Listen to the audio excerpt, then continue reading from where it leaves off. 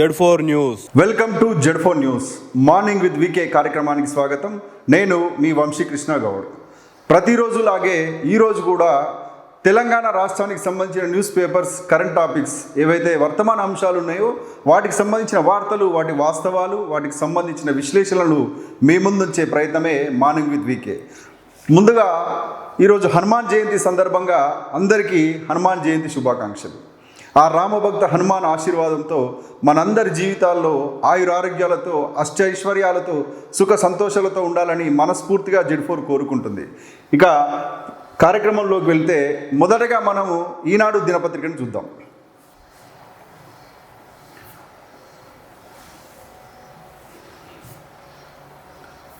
ఈనాడులో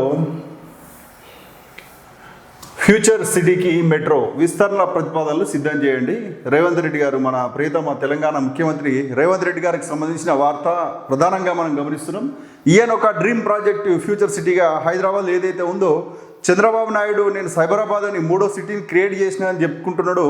ఇప్పటికి కూడా 2 దశాబ్దాలు 3 దశాబ్దాలు గడిచినా కూడా హైదరాబాద్, సికింద్రాబాద్, సైబరాబాద్ను నేనే క్రియేట్ చేసిన అని చంద్రబాబు ఏ రకంగా క్రెడిట్ తీసుకుంటున్నాడు, అటువంటి క్రెడిట్ మరొకటి నేను తీసుకుంటా అని చెప్పేసి ఆయన శిష్యుడుగా ఉన్నటువంటి మన రేవంత్ రెడ్డి గారు ఈయన డ్రీమ్ ప్రాజెక్టు ఒక ముద్ర వేయాలని చూస్తున్నటువంటి విషయమే ఫ్యూచర్ సిటీ. ఈ ఫ్యూచర్ సిటీకి సంబంధించి ఈయన ఒక విస్తృతమైన అభిప్రాయం తీసుకుంటున్నాడు. అక్కడ అసలు ఏం చేస్తారు, అక్కడ ఏం రియల్ ఎస్టేట్ కన్స్ట్రక్షన్ కంపెనీస్ పెడతారా, ఐటీ కంపెనీస్ పెడతారా, ఇంకా వేరే రంగంలో ఉన్నటువంటి పరిశ్రమలను తీసుకొస్తారా, ఇంకా తెలియాల్సింది. కానీ ఫ్యూచర్ సిటీ అనేది రేవంత్ రెడ్డి ఒక డ్రీమ్ ప్రాజెక్టుగా ముందుకు వెళ్ళే పరిస్థితి ఉంది. దాన్ని డిపిఆర్ సిద్ధం చేయండి అని చెప్పేసి ఒక వార్త సారాంశంగా మనం చూస్తున్నాం.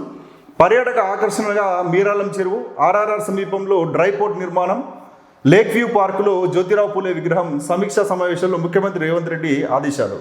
నేను గమనించినట్టయితే నిన్నటి రోజున జ్యోతిబా పూలే అంటే బీసీల ఆరాధ్య దైవమే కాదు, మన భారత రాజ్యాంగ నిర్మాత డాక్టర్ బాబాసాహెబ్ అంబేద్కర్ గురువుగా భావించినటువంటి వ్యక్తి జ్యోతిబా పూలే జయంతి జరిగింది.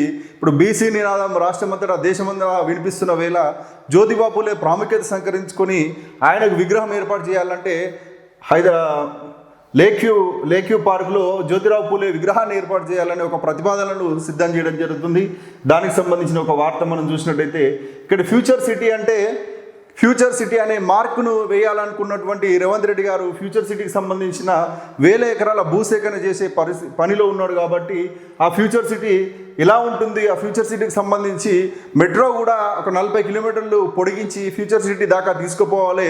ఫ్యూచర్లో ఒక బృహత్కరమైన పట్టణ ప్రణాళికకు అనుగుణంగా హైదరాబాద్ ఇంకో 100 సంవత్సరాల తర్వాత కూడా ఇబ్బంది పడకుండా ఉండాలంటే ప్రత్యామ్నాయంగా ఒక ఫ్యూచర్ సిటీని నిర్మించాలనే ఉద్దేశంతో ఈ ఫ్యూచర్ సిటీకి కూడా ఆయన మెట్రో ప్రతిపాదనలు కూడా సిద్ధం చేయమని చెప్తున్నాడు మన రేవంత్ రెడ్డి గారు.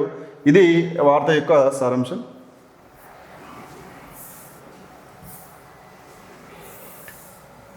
ఇదొక ప్రధానమైన వార్త. మనకు జిల్లాకు 30 బడుల్లో ప్రీ ప్రైమరీ అంగన్వాడీ కేంద్రాలు ఉన్న పాఠశాలలే ఎంపిక, గుర్తింపు ఇస్తారా అంటే విద్యా వాలంటీర్ల నియామకం, చిన్నారులకు కిట్లు. మనం రోజు చూస్తున్నాం విద్యకు సంబంధించినటువంటి విషయంలో ఒక రూలు అడ్డంకిగా మారింది. ఏదైతే గవర్నమెంట్ ఒక రూల్ తీసుకున్నదో, ఒక విద్యార్థికి అంటే అమ్మాయి కావచ్చు, అబ్బాయి కావచ్చు, 5 సంవత్సరాలు నిండందే స్కూల్లో అడ్మిషన్ ఇవ్వద్దనే రూల్కు విరుద్ధంగా ప్రైవేట్లో ఎలాగైతే ప్లే స్కూళ్ళు, ఎల్కేజీ, యూకేజీకి సంబంధించిన ప్రీ ప్రైమరీ స్కూళ్ళు వాటికి పర్మిషన్ లేకుండా నడిపిస్తున్న సందర్భంలో ప్రభుత్వం ఒక కీలకమైన నిర్ణయం తీసుకుంటుంది. ప్రీ ప్రైమరీకి సంబంధించి కూడా ఈ ప్లే స్కూళ్ళు, ఎల్కేజీ, యూకేజీ, నర్సరీలకు సంబంధించి ప్రభుత్వ విద్యా విధానంలో మార్పులు తీసుకురావాలని దానికి అనుగుణంగా అంగన్వాడీ కేంద్రాలను వాటిని ఒక ప్లే స్కూల్గా, ఒక ప్రీ ప్రైమరీ స్కూల్గా మార్చే ప్రయత్నం చేస్తున్నారు. అది ఎంతవరకు సత్ఫలితాలను ఇస్తుంది అనేది చూడాల్సింది.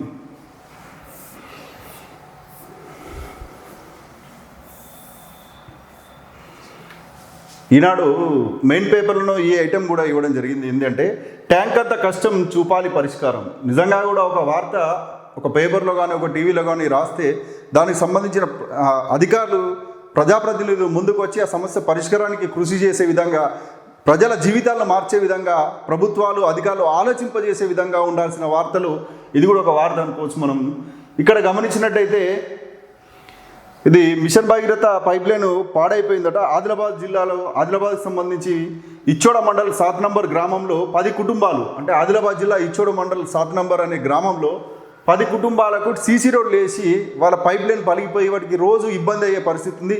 నీరు లేనిది అసలు ఎవరికి ఏం గడవని పరిస్థితి కాబట్టి నీరు అనేది నిత్యావసర వస్తువు, కంపల్సరీ ఎసెన్షియల్ గుడ్ కాబట్టి నీటికి సంబంధించి వాళ్ళు ఈ రకంగా ఇబ్బందులు పడుతున్నారు.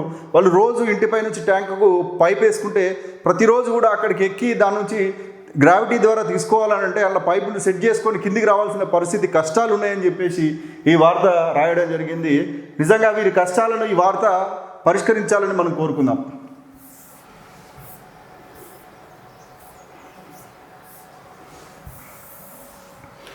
మరొక ప్రధానమైన వార్త, విద్యా హక్కు చట్టం సంబంధించి ఒక వార్త మనం గమనిస్తున్నాం.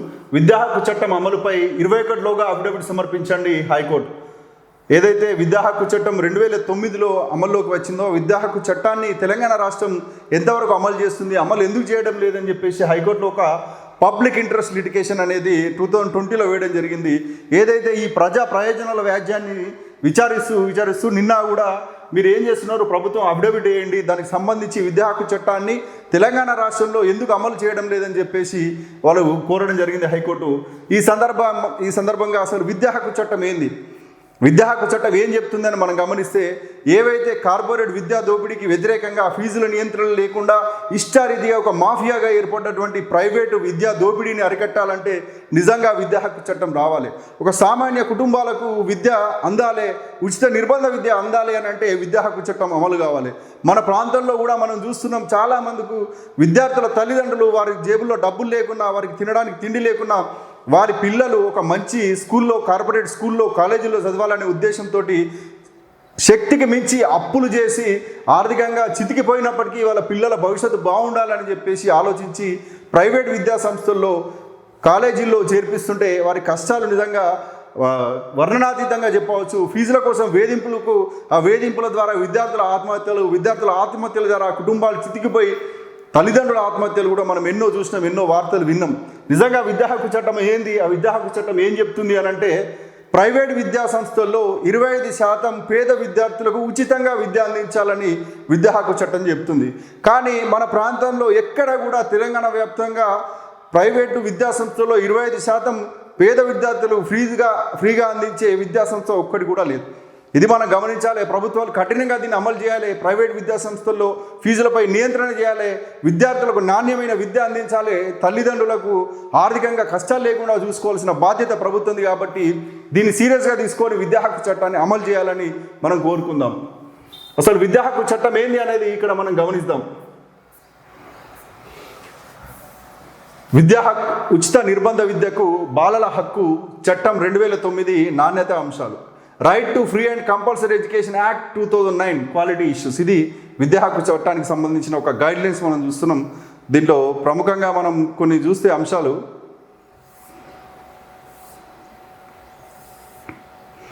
ఇక్కడ టాపిక్స్ ఏమేమి ఉన్నాయనండి.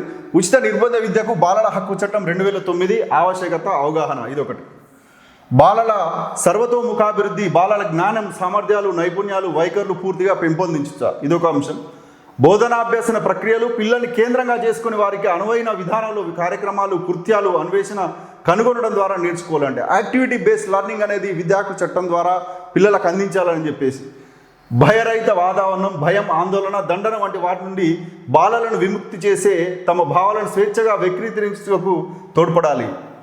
అంటే భయం లేకుండా ఒక సహృద్భావమైన వాతావరణంలో, పాఠశాల అంటే ఒక భయానక వాతావరణం, కొడతారు, తిడతారు, ఇట్లా చదువు రాకపోతే ఇబ్బందులు పెడతారనే వాతావరణం కాకుండా వారికి ఒక కోఆపరేటివ్ ఎన్విరాన్మెంట్ క్రియేట్ చేసి పిల్లల్ని ఉన్నతమైన పౌరులుగా తీర్చిదిద్దాలనేదే దీని యొక్క ఉద్దేశం.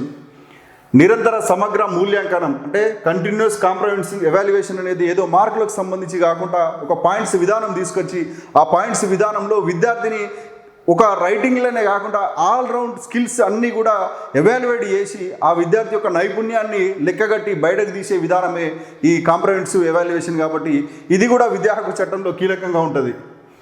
ఇలా ఇవన్నీ అంశాలతోటి ఉచిత నిర్బంధ విద్యకు సంబంధించి విద్యా హక్కు చట్టాన్ని కేంద్ర ప్రభుత్వం ప్రవేశపెడితే కానీ రాష్ట్ర ప్రభుత్వాలు ఎక్కడ కూడా దీన్ని సీరియస్గా తీసుకోవడం లేదు, అమలు చేయడం లేదు. దీనికి అనుగుణంగానే తెలంగాణ రాష్ట్రంలో కూడా విద్యా హక్కు చట్టాన్ని అమలు చేయాలనే ఉద్దేశంతో ఏదైతే ప్రజా ప్రయోజనాల వ్యాజ్యం హైకోర్టులో వేసిరో దానికి సంబంధించి అఫిడవిట్ వేయాలని చెప్పేసి 5 సంవత్సరాలు జరుగుతున్న విచారణలో ఈరోజు హైకోర్టు చెప్పడం జరిగింది. త్వరగా ఈ అంశాన్ని తేల్చి నిర్బంధంగా ఉచిత విద్యను అందించడంలో, పేదలకు నాణ్యమైన విద్య అందించడంలో, ఉచిత నిర్బంధ విద్య అందించడంలో విద్యా హక్కు చట్టం 2009ని అమలు చేసి తెలంగాణ రాష్ట్రం ఆదర్శంగా ఉండాలని ఈ సందర్భంగా కోరుకుందాం. నెక్స్ట్ సాక్షి దినపత్రిక మనం చూస్తే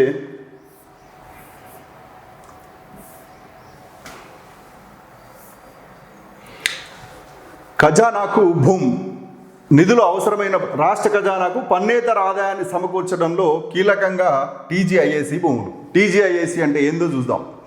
ఇంతకుముందు ఏపీఐఏసీ ఉమ్మడి రాష్ట్రానికి సంబంధించి ఏపీఐఏసీ ఉంది. ఇప్పుడు ప్రస్తుతం ఇంతకుముందు టీఎస్ఐఏసీ అని ఉండే, దాన్ని రేవంత్ రెడ్డి సర్కారు టీఎస్ అనే పదాన్ని తీసేసి టీజీఐఏసీగా మార్చింది. అసలు టీజీఐఏసీ అంటే ఏంది? టీజీఐఏసీ అంటే తెలంగాణ ఇండస్ట్రియల్ ఇన్ఫ్రాస్ట్రక్చర్ కార్పొరేషన్.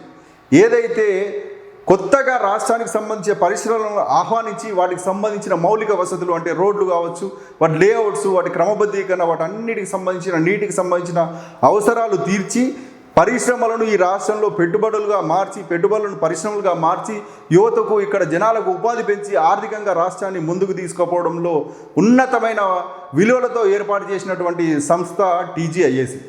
కానీ ఇక్కడ జరుగుతున్న పరిస్థితి ఏంటి అంటే టీజీఐఏసీ అనేది ఒక రియల్ ఎస్టేట్ బ్రోకర్ కంపెనీగా మార్చేసిన ఈ ప్రభుత్వాలు ఏం చేస్తున్నారు అని అంటే పేదల నుంచి భూమి సేకరిస్తున్నారు, వేరే వేరే వర్గాల నుంచి భూమి సేకరిస్తున్నారు, వివిధ రకాల ప్రభుత్వ భూములను సేకరిస్తున్నారు. ఈ భూములన్నీ సేకరించి టీజీఐఏసీకి అప్పచెప్పి టీజీఐఏసీ ద్వారా ఆ లేఅవుట్ చేసిన ప్లాట్లను అంటే ఆ వెంచర్స్ని 100 కోట్లకు ఎకరము, 50 కోట్లకు ఎకరం, 100 కోట్లకు ఎకరం ఏదైతే ఉందో ప్రజల ఆస్తిని అమ్మేసి దాని ద్వారా డబ్బు సేకరించి ప్రభుత్వం నడిపియాలని చూస్తున్నారు. ప్రభుత్వం అని అంటే ఆస్తులను అమ్ముకొని ప్రభుత్వం నడపడం అవసరం లేదు. నిజమైన స్కీమ్స్ ప్రవేశపెట్టి అనవసరమైన స్కీమ్స్ తీసేసి ప్రజల అభ్యున్నతి దిశగా ముందుకు పోయినప్పుడే ప్రభుత్వాలు బాగుంటాయి. కాబట్టి ఇలా రియల్ ఎస్టేట్ బ్రోకర్ కంపెనీలుగా ఇంత పెద్ద వ్యవస్థను మార్చడం సరికాదు అని చెప్పేసి ఈ వార్త యొక్క సారాంశంగా మనం చూడొచ్చు. నిధులు అవసరమైనప్పుడల్లా టీజీఐఏసీ భూముల వేలం వైపే ప్రభుత్వాల చూపు. వేలం కేటాయింపుల ద్వారా 1000 కోట్లు సమకూర్చుకుంటున్న వైనం. 2014-23 మధ్యకాలంలో 811 ఎకరాల వేలం ద్వారా 21,000 కోట్ల ఆదాయం. 2023లో కోకాపేట, ఖానాపేట ద్వారా దాదాపు 3,000 కోట్ల రాబడి. కంచగచ్చిబౌలిలోని 400 ఎకరాల తాకట్టు ద్వారా 10,000 కోట్ల రుణ సమీకరణ. ఇవే భూముల వేలం ద్వారా 30,000 కోట్ల వరకు నిధుల సమీకరణకు ప్రతిపాదన. రాష్ట్రంలో వివాదాస్పదమవుతున్న భూముల వేలం కేటాయింపులు. ఇది నేను ఇంతకుముందు చెప్పినటువంటి టీజీఐఏసీ భాగవతం. ఈ పరిస్థితి మారాలి. నిజంగా ఒక సంస్థ దాని ఉద్దేశాలకు అనుగుణంగా పనిచేయాలని పనిచేసినప్పుడే నిజమైన ఫలితాలు ఉంటాయని చెప్పేసి ఈ సందర్భంగా తెలుసుకోవాలి. లోకాయుక్తగా జస్టిస్ రాజశేఖర్ రెడ్డి నియామకం. రాష్ట్ర లోకాయుక్తగా జస్టిస్ రాజశేఖర్ రెడ్డి, హెచ్ఆర్సీ చైర్మన్గా జస్టిస్ సమీమ్ అఖ్తర్ నియమితులయ్యారు. లోకాయుక్త అనేది ప్రభుత్వంలో పారదర్శకంగా ఉండాలి. ఎవరైతే తప్పు చేసిన అధికారులు ఉన్నారో వాళ్ళని తీసుకుపోయి లోకాయుక్తలో కంప్లైంట్ చేస్తే లోకాయుక్త సీరియస్గా తీసుకొని తప్పును సరిదిద్ది అవసరమైతే శిక్షించి నిజమైన పారదర్శకమైన పరిపాలన అందించడంలో ముందుండడంలో లోకాయుక్త అనేది సీరియస్ సంస్థ కాబట్టి ఆ సంస్థ నియామకం జరిగింది. ఇదొక ఆహ్వానించదగ్గ పరిణామం. ఇది సాక్షి. నెక్స్ట్ నమస్తే తెలంగాణ చూస్తే నమస్తే తెలంగాణలో ఇదే బ్యానర్ ఐటంగా ఇవ్వడం జరిగింది. 10,000 కోట్ల భారీ కుంభకోణం, కంచగచ్చిబౌలి భూముల్లో దేశంలోని అతిపెద్ద ఆర్థిక మోసం, తెరలేపిన రేవంత్ సర్కార్, సహకరించిన బీజేపీ ఎంపీ. ఆ బీజేపీ ఎంపీ ఎవరు? ఆ బీజేపీ ఎంపీ భాగవతం ఏంది? బీజేపీ ఎంపీ వారి పార్టీ సిద్ధాంతాలకు వ్యతిరేకంగా వేరే పార్టీతో కలిసి ప్రభుత్వానికి సంబంధించిన ఒక ఆస్తిని అమ్మేసి పంచుకుందామనే ఉద్దేశంతో ఒక బీజేపీ ఎంపీ దీనికి తెరలేపిందని చెప్పేసి రేవంత్ రెడ్డి సర్కారు దీనికి సహకరిస్తుందని చెప్పేసి కేటీఆర్ గారు చెప్పడం జరిగింది. నిజంగా ఎవరేంది ఆ ఎంపీ పరిస్థితి ఏందనేది మనం గమనిస్తే ఈ వివాదం ఇలా నడుస్తుంటే కేటీఆర్ గారు స్టేట్మెంట్ ఇవ్వగానే 3 ఎంపీలు కలిసి కొండా విశ్వేశ్వరరెడ్డి ఇంట్లో ప్రెస్ మీట్ పెట్టడం జరిగింది. అసలు గుమ్మడికాయలు దొంగ అంటే భుజాలు తడుముకున్న పరిస్థితి బీజేపీ ఎంపీలది ఉన్నది. అసలు కేటీఆర్ గారు దీని వెనుక ఒక బీజేపీ ఎంపీ ఉన్నాడు అనగానే కొండా విశ్వేశ్వరరెడ్డి ఇంట్లో అటు ఈటెల రాజేందర్ గారు, ఇటు రఘునందన్ రావు గారు 3 కలిసి మీటింగులు పెట్టుకొని ప్రెస్ మీట్ పెట్టడం జరిగింది. మీకెందుకు ఉలిక్కిపడ్డారు? బీజేపీ ఎంపీ దీని వెనుక ఉన్నాడనంటే మీకెందుకు బాధ అయింది? గుమ్మడికాయలు దొంగ అంటే మీరెందుకు భూజాలు తడుకుంటున్నారు? ఆ ఎంపీ మీ 3లోనే ఒకరు ఉన్నారా? ఆ విషయం తేలాలి.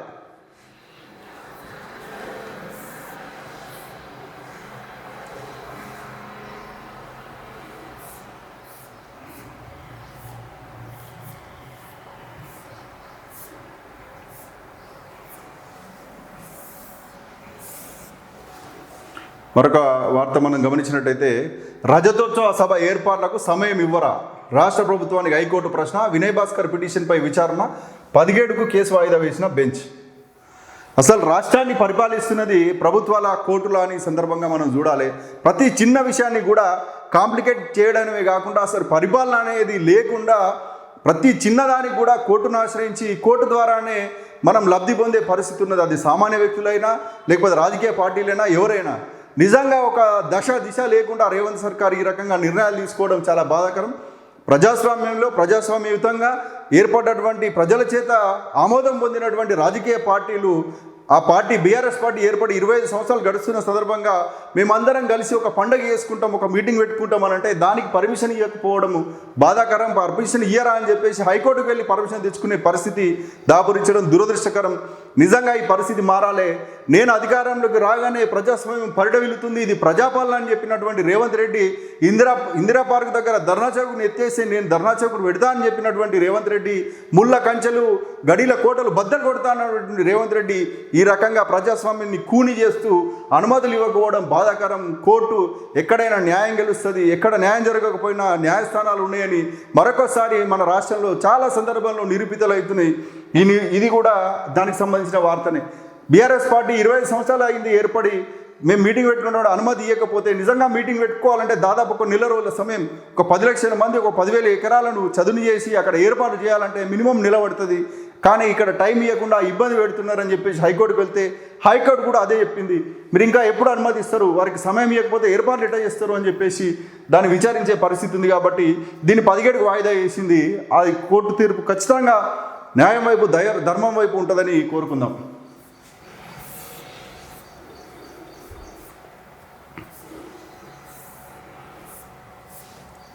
నమస్తే తెలంగాణకు సంబంధించి నెక్స్ట్ ఆంధ్రజ్యోతికి సంబంధించి 14న భూభారతి పోర్టల్ ప్రారంభం. శిల్పారామంలో ఆవిష్కరించనున్న సీఎం రేవంత్. రెవెన్యూ మంత్రి పొంగులేటి శ్రీనివాసరెడ్డి వెల్లడి. భద్రాద్రి కొత్తగూడెం జిల్లా పినపాకలో పలు అభివృద్ధి పనులకు మంత్రి శంకుస్థాపన.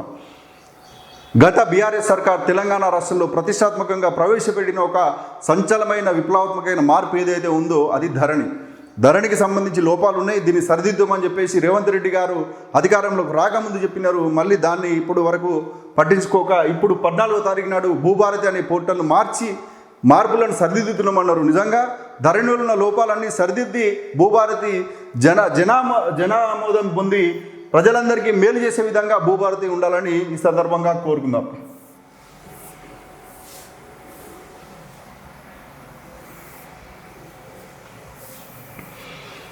మరొక వార్త చూస్తే అంతర్జాతీయ వార్త. అమెరికాపై చైనా 125% సుంకం ప్రతీకారం. అగ్రరాజ్య సరుకుల దిగుమతులపై సుంకం మళ్లీ పెంపు. 90 రోజుల నిలుపుదల జాబితాలో తమ దేశం లేనందునే అమెరికా మరోసారి పెంచితే పట్టించుకోబోమని ప్రకటన. EU కలిసి రావాలి, కఠోర శ్రమతో మేము ఎదిగాం జిన్పింగ్. అమెరికాతో వాణిజ్య ఒప్పందం కుదుర్చుకుంటాం జైశంకర్. అంతర్జాతీయంగా ఏదైతే ఒక ఉగ్రవాది రూపంగా అంటే ఒక అగ్రెసివ్ మెంటాలిటీతోటి అమెరికానే కాదు ప్రపంచంలోని అన్ని దేశాలను ఇబ్బంది పెడుతున్నటువంటి వ్యక్తి అమెరికా అధ్యక్షుడు డొనాల్డ్ ట్రంప్.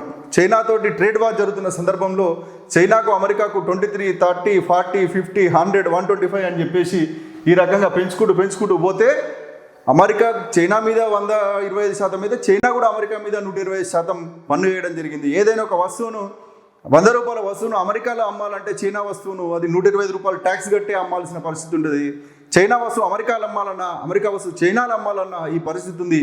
ఇది ఎక్కడి వరకు దారి తీస్తుందో ఇలాగే కొనసాగకుండా ఒక సమృద్భావమైన వాతావరణంలో ప్రపంచ ఆర్థిక వ్యవస్థ ఉండాలని కోరుకుందాం.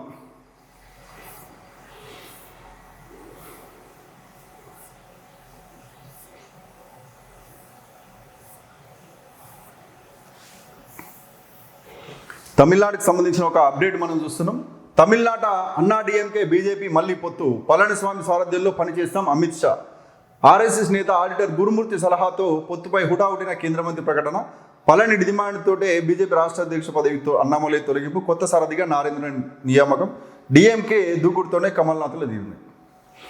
అన్నా డిఎంకే జయలలిత గారు పెట్టినటువంటి పార్టీ, జయలలిత సారథ్యంలో తమిళనాడు విలువ పొందినటువంటి పార్టీ అన్నా డిఎంకేకి సంబంధించి వార్త మనం గమనిస్తే గతంలో కూడా జయలలిత గారు బీజేపీకి అనుకూలంగానే వాజ్పేయి ప్రభుత్వానికి మద్దతు ఇవ్వడం జరిగింది. మళ్ళీ ఇప్పుడు కూడా బీజేపీకి అనుకూలంగా అన్నాడీఎంకే పొత్తు పెట్టుకోవడం జరిగింది. ఈ పొత్తుతోటే మేము ఎన్నికలకు వెళ్తాం, మాది పళనిస్వామి మాకు ముఖ్యమంత్రి అభ్యర్థి అని చెప్పేసి అమిత్ షా చెప్పడం జరిగింది. ఇది ఈ వార్త యొక్క సారాంశం.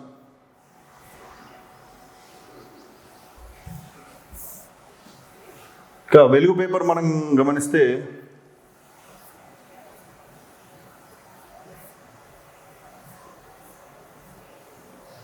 అవే వార్తలు మనం చూస్తున్నాం, కానీ ఒక ఇంట్రెస్టింగ్ వార్త ఉంది. అడవిలో కాటగలిసిన మహిళల జాడ చూపిన డ్రోన్లు. నిర్మల్ తునికా కోసం అడవిలోకి వెళ్ళిన 4 మహిళా కూలీలు దారి తప్పిపోయారు. ఉదయం వెళ్ళిన వాళ్ళు రాత్రైనా రాకపోవడంతో ఆందోళన చెందిన కుటుంబ సభ్యులు పోలీసులకు సమాచారం ఇచ్చారు. 3 స్పెషల్ పార్టీ బృందాలు రాత్రంతా వెతికినా దొరకకపోవడంతో చివరికి డ్రోన్ సాయంతో వారిని గుర్తించి సేఫ్గా ఇంటికి తీసుకొచ్చారు. నిర్మల్ జిల్లా అటవీ ప్రాంతం, అంటే ఉమ్మడి రాష్ట్రంలో కూడా ఎక్కువ అటవీ ప్రాంతం ఉన్నటువంటి ఆదిలాబాద్ జిల్లా, పాత ఆదిలాబాద్ జిల్లా ప్రస్తుతం నిర్మల్ ఒక భాగం. నిర్మల్ జిల్లాకు సంబంధించి అటవీ ప్రాంతం ఎక్కువగా ఉంటుంది. అక్కడ ఎక్కువగా అడవి మీద ఆధారపడి ప్రజలు అడవికి వెళ్ళి వారికి సంబంధించిన కొన్ని అంశాలు, కొన్ని వస్తువులు సేకరించుకొని వాటికి అమ్ముకొని జీవనోపాధి పొందుతున్నారు. అక్కడ గిరిజన మహిళలు కూడా చాలా రోజులు అక్కడ తునికాకు ప్రాముఖ్యంగా ఉంటుంది. తునికాకును మనం బీడీలకు సంబంధించి వాడతాం. ఆ తునికాకు కింద రాలిపడ్డ ఆకును సేకరించి వారందరూ తీసుకువచ్చేసి దాన్ని అమ్ముకొని వాళ్ళు ఉపాధి పొందే పరిస్థితి ఉంది. మహిళలు అనుకోకుండా అడవిలో తప్పిపోతే నిజంగా టెక్నాలజీ ఇక్కడ ఉపయోగపడ్డది అనుకోవచ్చు. వాళ్ళంతా అడవిలో జల్లించినప్పటికీ పోలీస్ అధికారులకు వారి జాడ దొరకలే, కానీ టెక్నాలజీ సాయంతో, డ్రోన్ సాయంతో వాళ్ళు విజువల్ మొత్తం చూస్తుంటే వారి జాడ దొరికినప్పుడు అక్కడికి వెళ్ళి వారిని రక్షించి తీసుకురావడం జరిగింది. నిజంగా మనిషి టెక్నాలజీ ఏ యుగంలో ఈ రకంగా టెక్నాలజీ అనేది ఒక మంచి విధానంగా ముందుకు పోయి సమస్యల పరిష్కారానికి ముందడుగేస్తున్నది. కానీ అదే టెక్నాలజీ అనేక రకాల ఇబ్బందులకు కూడా గురి చేస్తుంది. కాబట్టి టెక్నాలజీని ఈ రకంగా మంచి వైపు తీసుకొని ప్రజల సమస్యల పరిష్కారం వైపు తీసుకుపోవాలని కోరుకుందాం.